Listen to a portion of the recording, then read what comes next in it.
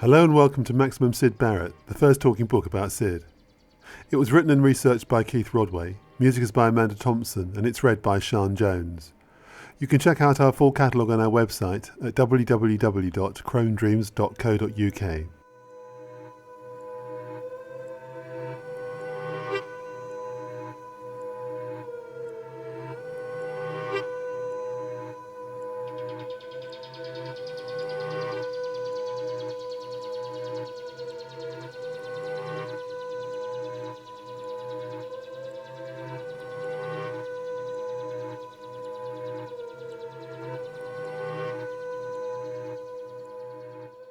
You don't need it very loud to be able to hear it, and with some of it is very quiet. Personally, I like quiet music just as much as loud music. We play in large halls and things where obviously volume is necessary. Roger Keith Syd Barrett's place in the mythology of 20th century post-war popular music stands as a tale riddled with legends, rumours, information and misinformation, and rather more than its fair share of wishful thinking. Like the war stories that children of Barrett's generation were treated to by their parents and their parents' friends, the problem lies with the maxim that one should never let the truth spoil a good story. And when it comes to Syd Barrett, the truth, where it can be found, is already daunting enough. Roger Keith Barrett went from a loving, prosperous, respected middle-class family to found, in his late teens, one of the most successful and enduring rock bands of his generation. His excessive use of the powerful hallucinogen LSD either caused or triggered a catastrophic mental collapse. His bizarre and disruptive behaviour estranged him from his fellow band members in Pink Floyd, and he was forced to leave the band. He subsequently embarked on a brief but highly influential solo career. He lived out the rest of his life in a self-imposed withdrawal from the world, to be looked after by members of his family until his death in July 2006. With Pink Floyd, Barrett brought into focus to the swirling miasma of the psychedelic pop era. As a songwriter and a guitarist, he rejected the rhythm and blues sourcebook that many of his contemporaries were plundering, preferring instead to conjure his style from nowhere except his wayward, distracted, brilliant mind. In the space of a year with Pink Floyd, he burst onto the underground London music scene of 1967, changed the way pop could be written, sung and performed, and was gone again. His two solo LPs and the wealth of outtakes and alternative versions from those albums have delighted and inspired successive generations of writers and performers. As time passes, the power of his relatively modest legacy of work continues to grow in intensity. His cavalier attitude to fame and the trappings of celebrity run contrary to accepted notions of mainstream success. For Syd, it was always first and foremost the music that counted.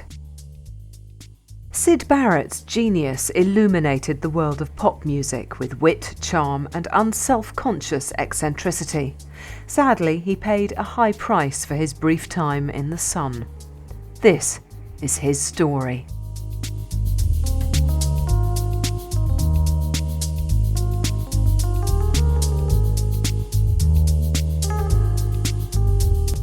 I remember a painting he did and gave to a great friend of ours called Adrian Taylor, who was a lawyer.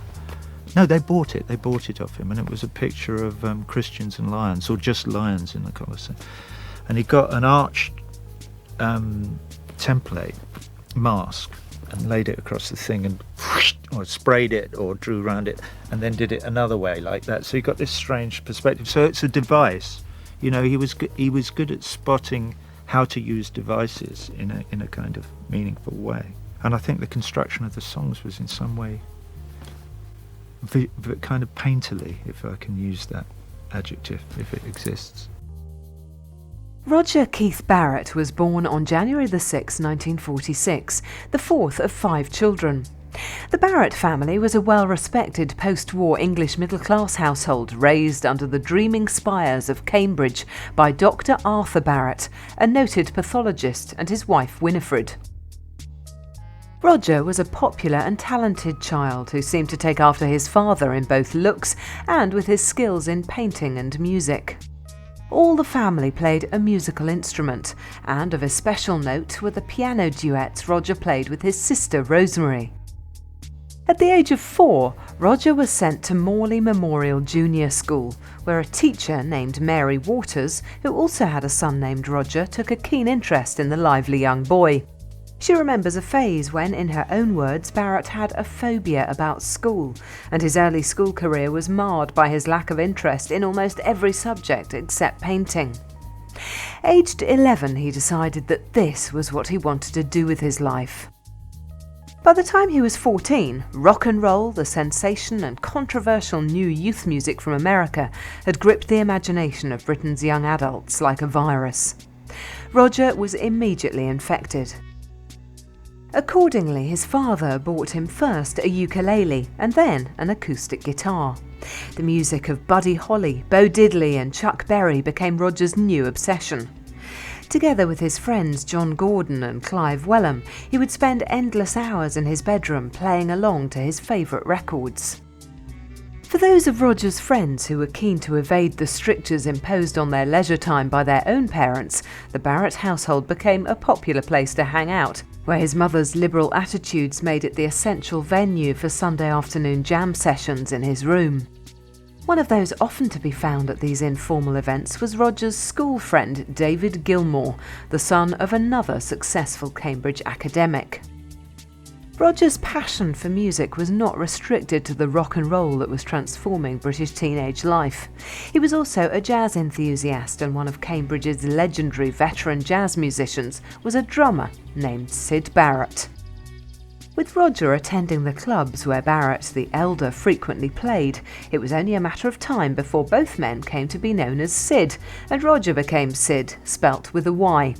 Except to members of his immediate family, this was the name he would be known by for the rest of his life. Despite his absorption in music, Syd continued to paint, and he evolved an individual style, experimenting with media and the textures in a way that would be reflected by his approach to the music of the early Pink Floyd. The impulse to travel beyond the bounds of convention and accepted practice seemed to come to Barrett early in his life, and would remain a theme throughout his career as a musician. His final year at high school was marred by his father's death from cancer. Syd and his sister Rosemary, to whom he was particularly close, were both deeply affected. By 1962, Syd, aged 16, was being exposed to the early rumblings of the countercultural earthquake that would, in the coming years, radically alter the landscape of young British adult life. He played briefly in a band called Those Without, and then in a rhythm and blues outfit called Jeff Mott and the Mottos. The lineup included his childhood friend Clive Wellham on drums, and on bass his former teacher Mary Waters' son Roger, then an architecture student at Regent Street Polytechnic.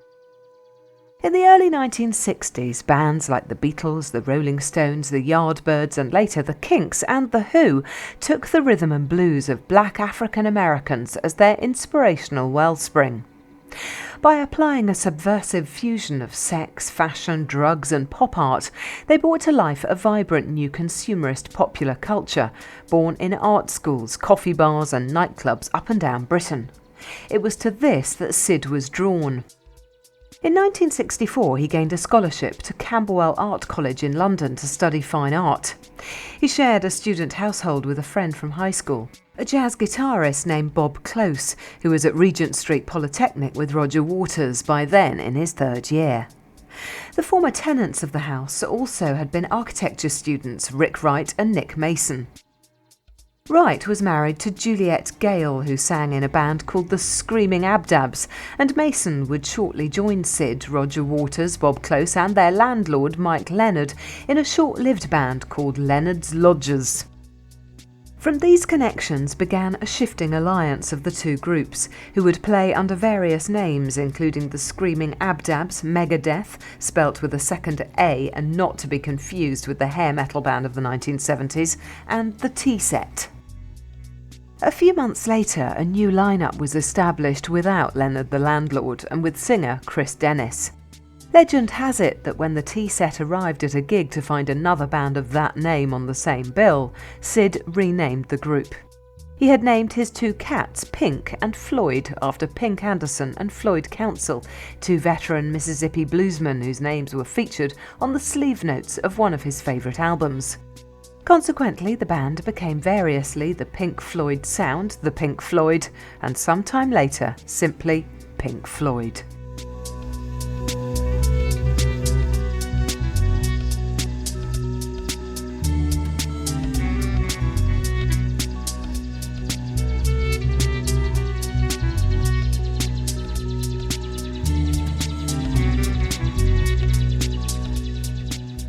He, was a very bubbly kind of character,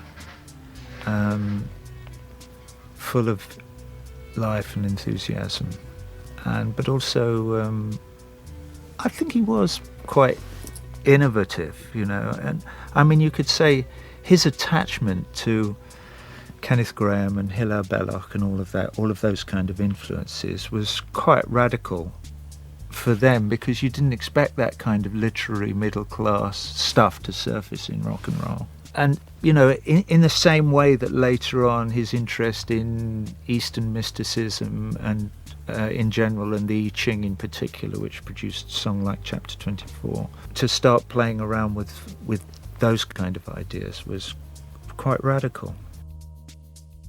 In 1965, Pink Floyd recorded 2 songs as demos, with Bob Close on guitar, but with Syd on vocals. Lucy Leave, a Barrett original, and King Bee, a cover of a song by blues singer James Moore, also known as Slim Harpo, were credited by Syd's handwritten label on the original acetate to The Pink Floyd. Close, frustrated by the direction the band's music was taking, would soon follow Chris Dennis in leaving the band. The demo seems to have made little difference to their varying fortunes, but survives as the first 2 formal recordings by the group. It also shows that Barrett, unlike his peers, rejected the vocal mannerisms of the American singers, whose influence they were mining. Syd chose to sing as he spoke, with the somewhat formal inflections of his home county's upbringing. Soon he would also discard the blues-influenced scales and song structures that were the common currency of early 1960s rock to create his own musical and lyrical vocabulary. In 1965, a friend of Syd's, Nigel Gordon, began to experiment with a hallucinogenic drug known as lysergic acid diethylamide, LSD, or by its street name, acid.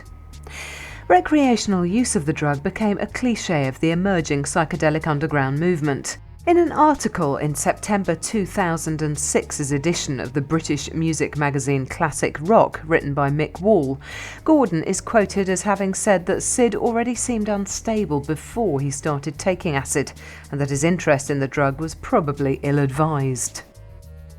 Despite this, Syd was so taken by his initial experience that he immediately wrote the song Astronomy Domini, the opening track on Pink Floyd's album Piper at the Gates of Dawn.